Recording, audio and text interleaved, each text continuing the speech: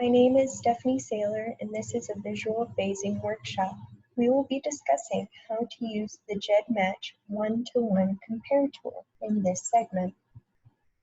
Log in to your GEDmatch account, and under the DNA applications box, which you'll find on the right-hand side of your screen, click autosomal DNA comparison or one-to-one DNA comparison.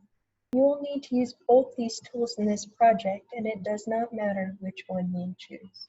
You will then enter the kit number for both the kits you're going to be comparing, so kit for one sibling and kit for the second sibling for our visual phasing project. Then you're going to click this graphics and position button because we want both to see how they compare with each other as well as to see numerical positions for where they match each other or don't match each other, for where they share DNA and do not share DNA. And at the bottom, all you're going to do is push submit.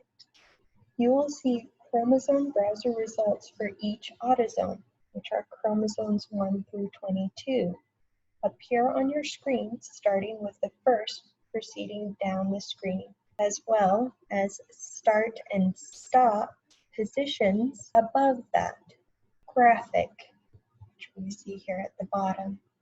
Each result for each chromosome will appear like this one I have up here on the screen, but they will be one above the other or below each other.